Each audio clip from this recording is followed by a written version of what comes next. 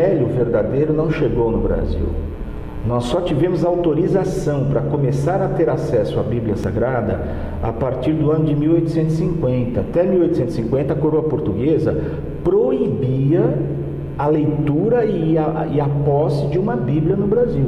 Então você imagina, toda vez que se aprova uma lei no Brasil, até que ela seja efetivamente colocada em ação, ainda vai mais 10, 20, 30 anos. Desde que nós entramos no Estado de Direito brasileiro, só agora que nós começamos a sentir que algumas leis começam a ser postas em ação. A maior parte das nossas leis não são observadas, por isso essa corrupção toda.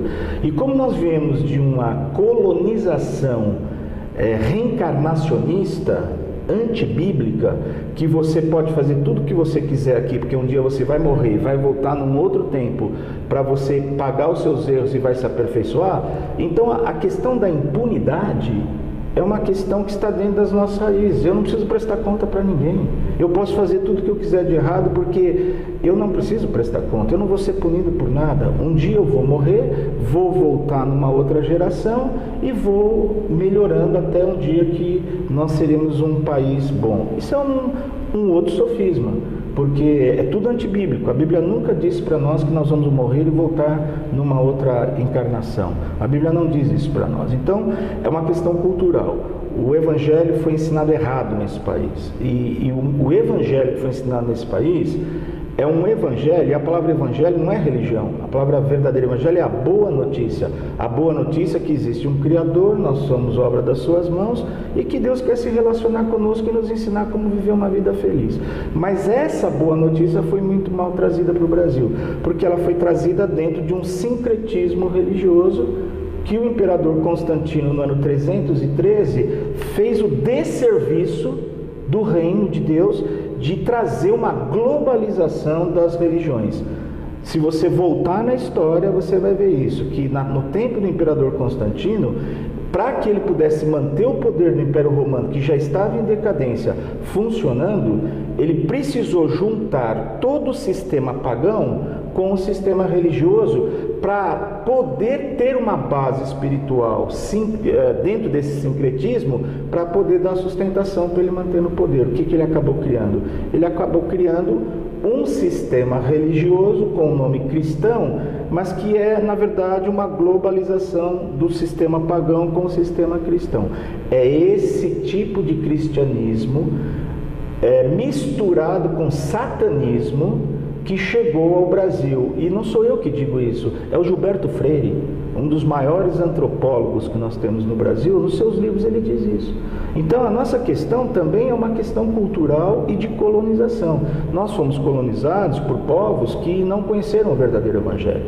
Você vê Portugal, um país que foi chamado por Deus e tem uma vocação de Deus de ser grandes conquistadores mundiais, e conquistamos grandes terras no mundo, uma nação que está sofrendo hoje, uma nação pobre, uma nação que hoje os portugueses estão saindo de Portugal, porque é considerado o quintal da Europa, um país que está em crise dentro do sistema europeu. E por causa do quê? Porque é um país que Deus deu a vocação de ser conquistador, mas como o ensino cristão foi ensinado totalmente errado, a nação sofre até hoje. Então é isso que aconteceu no Brasil. Tá bom, João, eu vou pedir a tua licença para um rápido intervalo. Na volta nós retomamos o assunto do João Lemos, que é mestre de aconselhamento espiritual e presidente da Editoria FC. Nós voltamos no instante.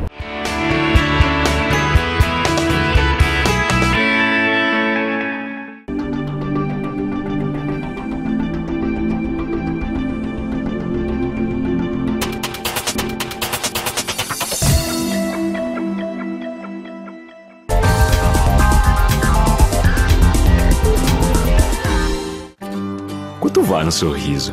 Um começo, uma lembrança, uma inspiração ou um recomeço? Quanto vale um sorriso? O esforço, a dedicação, a tentativa ou o resultado? Quanto vale um sorriso? Uma descoberta, um desejo, um dia de sol ou um dia de chuva? Um sorriso não tem preço, mas cuidar dele com qualidade custa bem pouco. Uniodonto, tão acessível quanto um sorriso.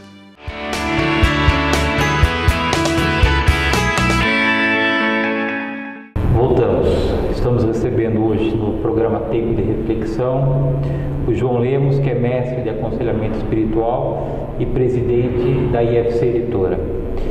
João, a gente está vendo aí nesses últimos tempos algumas coisas que normalmente a gente não via, né? São catástrofes, são desastres, mais recentemente a questão do Japão, e os homens de negócios focam a atenção, a energia em seus negócios. Aí tem uma coisa muito maior envolvida nessa questão toda, que é a questão espiritual, né? E diz a palavra de Deus que a coisa ainda vai piorar. Você acha que é importante a gente também trazer para o conhecimento esse mundo espiritual que a gente não vê, mas ele é tão real ou mais do que o mundo que a gente está acostumado a ver? E te pergunto mais, o fato do homem ignorar o mundo espiritual não anula o mundo espiritual. Então as pessoas, elas podem decidir se ela reconhece a importância do mundo espiritual e procura entender um pouquinho mais para poder ter uma vida um pouco melhor, ou ela se deixa levar por esse mundo natural. Como é que você vê esse contexto todo da questão espiritual desse mundo natural? Luciano, eu volto no ponto dos sofismas.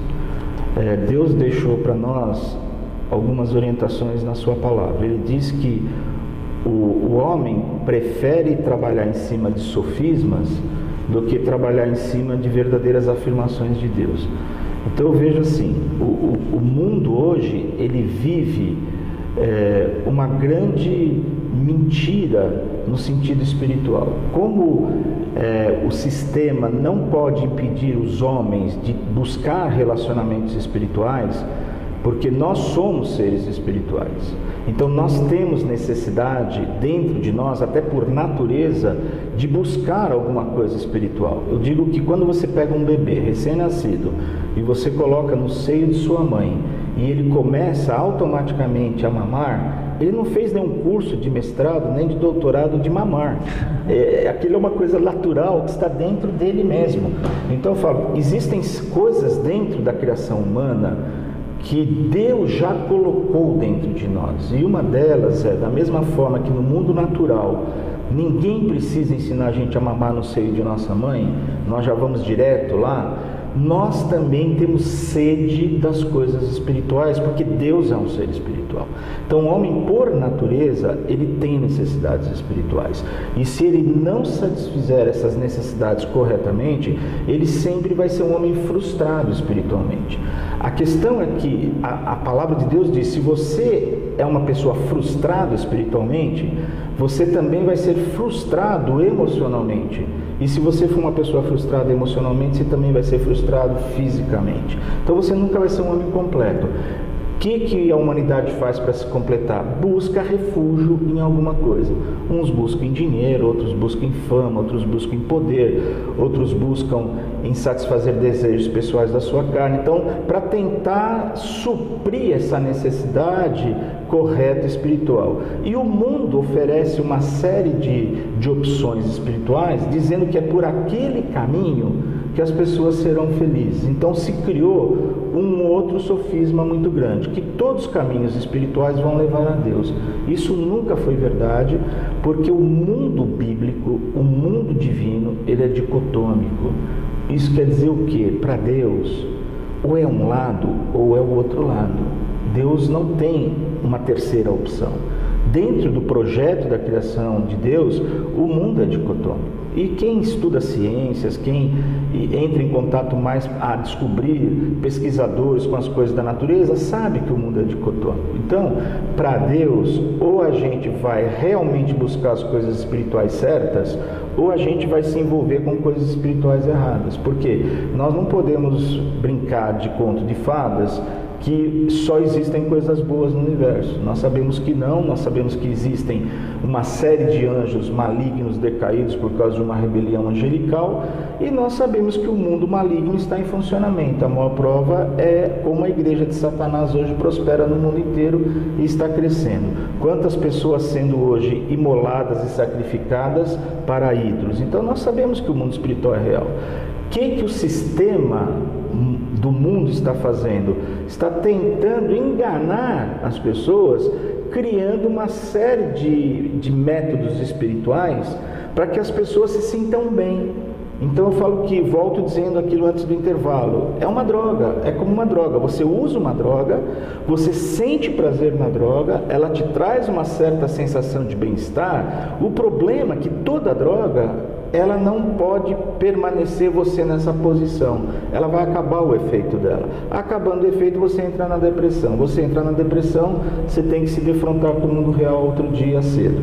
É a mesma coisa. Esses movimentos espirituais, eles estão vendendo uma sensação eterna que é uma mentira. As sensações são temporárias. O que está acontecendo? Todo projeto hoje mundial de mega tendências, quem vai planejar, quem vai projetar, sabe nos seus projetos que o fator espiritual hoje é um fator decisivo para um planejamento correto de qualquer empresa. Se nós entendermos corretamente que nós precisamos preparar os nossos funcionários, a nossa sociedade, para ter um relacionamento espiritual sadio, então eu tenho certeza que nós seremos pessoas vencedoras. Se nós não tivermos esse tipo de visão, porque nós precisamos enxergar que o mundo espiritual é tão real quanto o nosso mundo natural. Empresários que conseguem enxergar isso e de forma correta, esses empresários serão muito bem sucedidos e são esses que vão vencer, porque o mundo vai entrando num processo hoje de deterioração muito grande, e como Deus já deixou tudo planejado para nós já sabemos exatamente como as coisas vão acontecer. Então essas questões de terremotos, essas questões de pai matando filho, filho matando pai, relacionamentos, muitas pessoas dizem assim, mas isso sempre existiu. É verdade, isso sempre existiu, mas a Bíblia diz que é como dores de parto. A dor de parto não é a primeira dor que a pessoa tem que já vai nascer, mas vai gastar um tempo entre a primeira dor e até o dia do nascimento. Só que entre a primeira dor e o dia do nascimento, as contrações vão aumentando e os espaços de tempo vão diminuindo. Conforme vai aumentando essas contrações e os espaços de tempo vão diminuindo, é sinal que está para nascer um novo tempo. É isso que o mundo está ensinando hoje, que estamos na porta de um novo tempo, de uma nova geração e de uma nova era. Mas ninguém sabe exatamente o que vem pela frente. Então a quantidade de livros, de ensinamentos errados do que está por vir é um negócio impressionante, e as pessoas parecem que preferem mais acreditar em contos de fada do que acreditar na palavra de Deus, que já deixou tudo escrito para nós, o que é que está para chegar nesse novo tempo.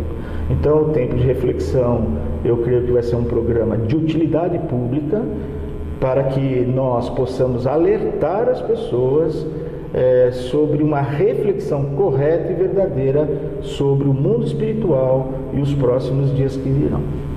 João, queria te agradecer. A gente chega numa certa idade, a gente passa o tempo de jogar confete nas pessoas, né? Mas a gente nunca pode deixar de reconhecer as pessoas que nos ajudam, e você em particular é uma pessoa que sempre acreditou nesse projeto, e hoje é um projeto de um sonho, já é realidade. Então eu queria te agradecer pelo apoio, pelas suas orações. O João Lemos também é o meu professor. Muito obrigado, João, por tudo que você tem feito para a minha vida, para a vida da minha família, que a gente possa fazer cada vez mais para o reino. É um prazer, Luciano, prazer poder falar isso e estar junto com você.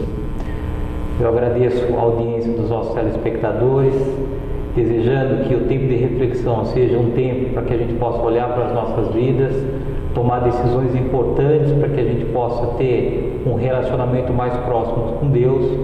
Nós não pregamos que o homem não precisa trabalhar, não é isso. Tanto é que em Gênesis o trabalho foi criação de Deus. Quando Adão pecou, Deus disse para Adão que do suor do teu rosto você ia ganhar o seu pão. Então Deus está dizendo assim, você vai ter que trabalhar sim, mas não deixou de ser o nosso Pai. Que o tempo de reflexão seja um instrumento para poder ajudar que a gente faça a reflexão sobre as nossas vidas e que nós possamos ter uma vida de mais intimidade com Deus.